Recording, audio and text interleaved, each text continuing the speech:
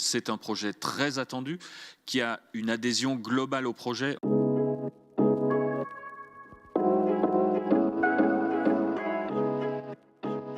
Et donc, aujourd'hui, 24 octobre, nous allons factuellement voter la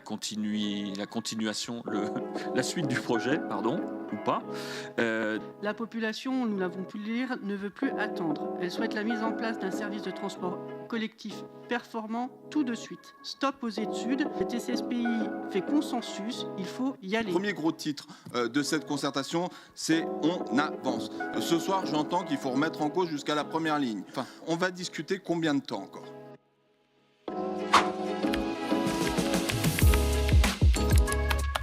Et documents d'information.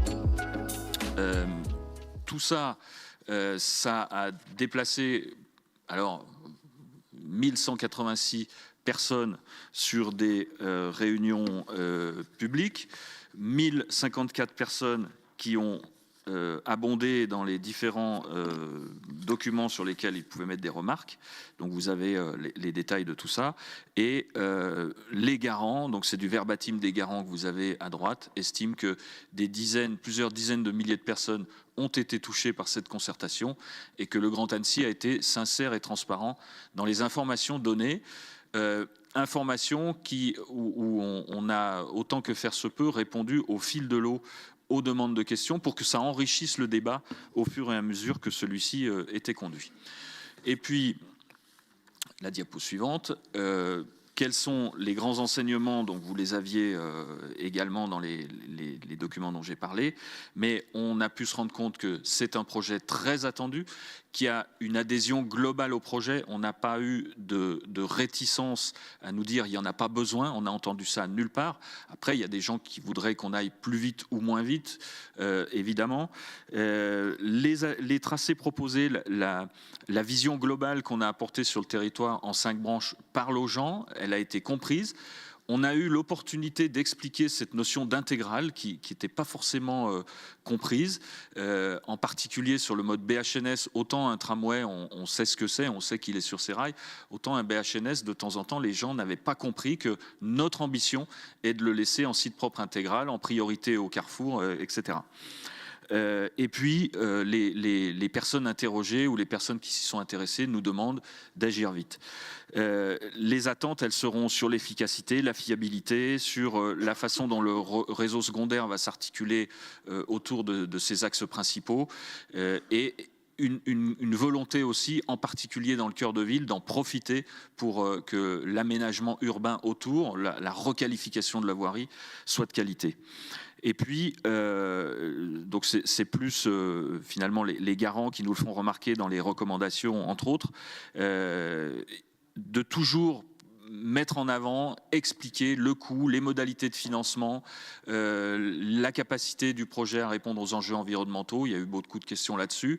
Donc voilà ce que vous avez retrouvé dans les différents documents. Et donc, aujourd'hui, 24 octobre, nous allons factuellement voter la suite du projet, pardon, ou pas. Dès demain, sera publiée la réponse aux garants que nous avons faite, que vous avez eue, mais qui n'est pas encore publique. Elle sera publique à l'issue du vote. En particulier, ces tableaux finaux dans le document des garants avec 9 demandes de précision et 10 recommandations qui sont précises et sur lesquelles nous avons répondu. Vous retrouvez les mêmes tableaux dans les garants avec de l'espace vide et dans notre document avec les réponses qu'on a pu apporter. Et puis, nous repassons devant un bureau de la CNDP en décembre ou janvier pour acter le bilan et les réponses au bilan. Nous ferons un forum de restitution justement par rapport à ce document qu'on publie demain. On doit caler ça avec la CNDP puisqu'ils nous accompagnent encore là-dessus, entre la fin et le début d'année. Et puis vous avez le reste de la frise qui s'enchaîne. L'enjeu, on le verra tout à l'heure dans le vote, c'est de pouvoir acter une DUP assez rapidement sur l'axe 1, puisque c'est quelque chose qu'on met en avant dans le document qu'on soumet au vote, comme indiqué dans le dossier de concertation préalable et lors de chaque événement public, et cette phrase elle est importante, les 3 axes de développement du TCSPI sont distincts et disposent d'une cohérence fonctionnelle propre qui permet leur réalisation de manière indépendante. Et donc là, je vais glisser sur les 4 questions en fait qui sont soumises au vote. Pourquoi on écrit ça? C'est parce que même si on a voulu présenter une vision globale, on sait que chacun des axes fonctionne, mais il fonctionne d'autant mieux que la vision globale sera amenée au bout. Donc, les 2 premières questions qui sont de prendre acte du bilan de la concertation et des réponses que nous avons amenées, c'est assez clair. Et puis j'ai eu des questions entre le moment où on a envoyé cette délibération et le conseil de ce soir sur le 3e tiret. Donc il nous faut tirer les enseignements de la concertation en prenant pour la mise en œuvre du projet de TCSPI les décisions suivantes. Approuver les mesures du Grand Annecy découlant des demandes, donc c'est les réponses qu'on a apportées à la concertation. Et puis il y a un mot qui a pu choquer, c'est reconsidérer la réalisation des axes 2, Saône-Pringy et 3, Gare d'Annecy et Pagny-Métessy du projet de TCSPI. Reconsidérer, donc c'est des termes qui sont pesés avec les services juridiques qui nous accompagnent. Ça veut dire considérer à nouveau. Pourquoi? Parce que depuis janvier 2022, nous disons l'axe 1, rive ouest, les Glaisins, nous allons aller plus vite sur cet axe parce qu'il est en BHNS et nous commençons des études plus fines. Donc dès la fin de ce conseil, on peut lancer une assistance à maître d'ouvrage qui va s'attaquer à cet axe 1 en tranche ferme, c'est ce que vous voyez dans le paragraphe d'après, et puis les tranches suivantes sont des tranches conditionnelles qui vont être déclenchées au fur et à mesure qu'on sera prêt. Qu'est-ce qui n'est pas prêt aujourd'hui sur l'axe 2? C'est le choix du mode.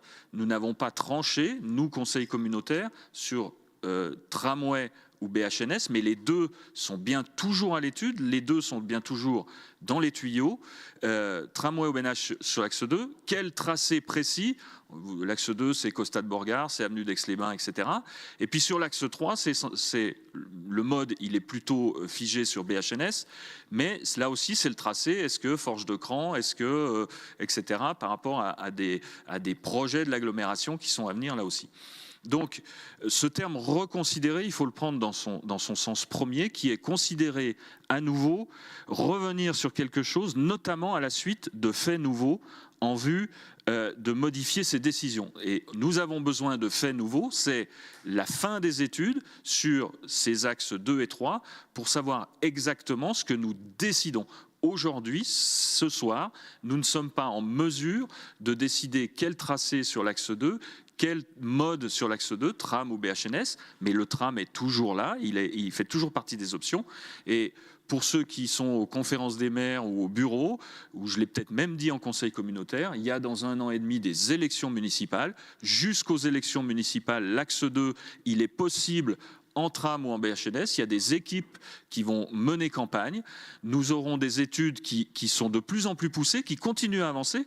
Donc dans 1 an et demi, dans vos campagnes électorales, vous aurez des éléments pour vous positionner, pour dire moi, ce sera du tram, moi, ce sera du BHNS, ou moi, je ne sais pas encore. Mais en tout cas, rien n'est éliminé ce soir. Mais l'écriture de la délibération, comme elle est proposée ce soir, nous permet de pouvoir continuer à avancer plus rapidement sur l'axe 1, qui est l'axe où depuis janvier 2022, nous disons que nous le ferons en premier. Donc ce soir, il nous faut, je résume, acter le bilan de la concertation, les réponses que le Grand Annecy apporte, et valider le point 3 avec toujours l'axe 1, avec un lancement d'un marché d'assistance à maîtrise d'ouvrage pour une tranche ferme, Douin-Glaisins, 2 tranches conditionnelles sur l'axe 2 et sur l'axe 3, approuver le principe de lancement d'une procédure de passation d'un marché de maîtrise d'œuvre portant sur l'axe 1 en mode BHNS, en confiant à son titulaire le soin d'élaborer un dossier d'enquête publique portant sur cet axe, et maintenir le dispositif de concertation continue avec la CNDP qui continue à nous accompagner. Et donc, d'une manière générale, d'autoriser la présidente à prendre tous les actes nécessaires à l'exécution de la présente délibération. J'espère que j'ai été clair, aussi clair que les documents de 80 et de 170 pages que vous avez eu à lire. Suite à la lecture des recommandations issues de la concertation, Denis Dupertuis et moi-même appelons à l'avancement rapide de ce projet de TCSPI. La population, nous l'avons pu le lire, ne veut plus attendre. Elle souhaite la mise en place d'un service de transport collectif performant tout de suite. Pour l'axe 1 Douin-Anne-Sylvieux, le BHNS est jugé comme étant la solution la plus rapide à mettre en œuvre. Il faut y aller en prenant compte des contributions pertinentes quant à l'accès à Anne-Sylvieux. Mais il faut y aller. Nous nous réjouissons que la DUP ne porte que sur cet axe 1. Si elle avait concerné l'ensemble des axes, la multiplication des oppositions concernant les autres axes aurait encore retardé sa réalisation. Il ne s'agit plus d'attendre. Pour l'axe 2, Sénot-Pringis, il est plus qu'urgent que nous tranchions. Je ne suis pas d'accord avec M. Sarda qui nous laisse encore 1 an et demi pour trancher sur la solution tram ou BHNS. Nous disposons déjà d'études. J'ai mon propre jugement sur ces études et j'estime que dans ces études, le coût d'un doublon BHNS et tramway est sous-évalué. Donc moi, j'ai mon avis, mais on a des éléments qui nous permettent de nous positionner dès aujourd'hui pour avancer. La population veut qu'on avance. Stop aux études. Il faut y aller maintenant. Le TCSPI fait consensus. Il faut y aller. J'insiste.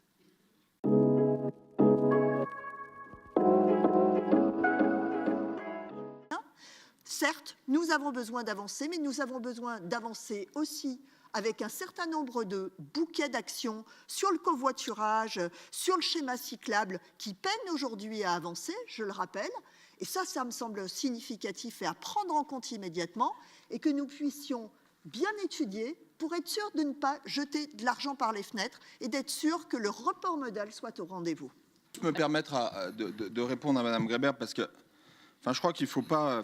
on sait la défiance qu'ont les citoyens vis-à-vis du politique. Quand vous employez des mots comme on a dépensé sans compter, je suis désolé, il y a des membres ici de la commission des finances, je suis moi-même, il y a un bureau, il y a des élus, on n'a pas dépensé de l'argent sans compter jusqu'à présent, c'est pas vrai. Donc je crois qu'à un moment, j'imagine que vos paroles ont dépassé votre pensée, en tout cas je l'espère.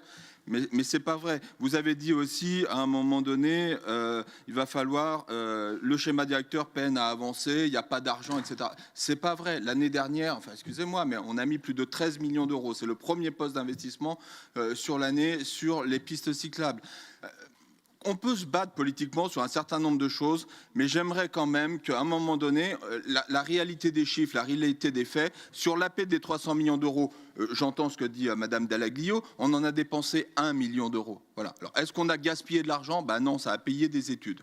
Donc, essayez, s'il vous plaît, de garder raison garder sur ces questions-là, parce qu'on sait qu'on est dans des périodes difficiles, vous avez raison, il y a des cures d'austérité qui nous arrivent dessus, on est tous au courant, je peux vous dire qu'il y en a ici qui dorment très mal la nuit pour essayer de boucler les budgets, donc on essaye de faire comme on peut, mais il y a un moment donné, ne laissez pas passer ce genre de messages parce qu'ils sont faux et que je pense qu'ils desservent, certes le VP Finance que je suis, mais ça peu importe, mais surtout l'ensemble des élus et qui portent le discrédit sur tous les élus.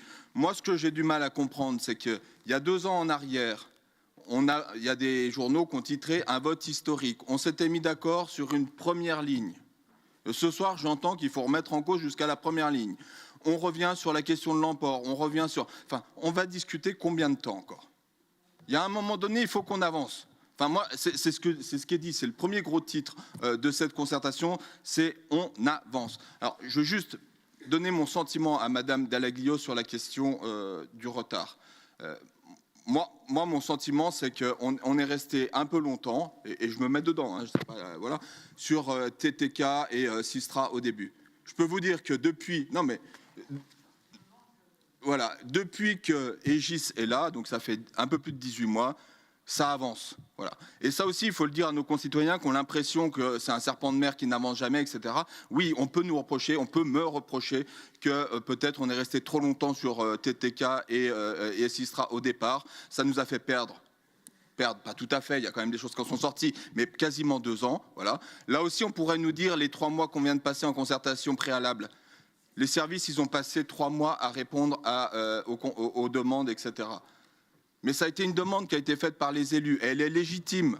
Je pense qu'on gagnera du temps plus tard. Donc oui, ça prend du temps. Oui, c'est trop long. Oui, maintenant, il faut accélérer. Donc ne rouvrez pas les débats sur ligne 1, ligne 2, capacité d'emport, etc.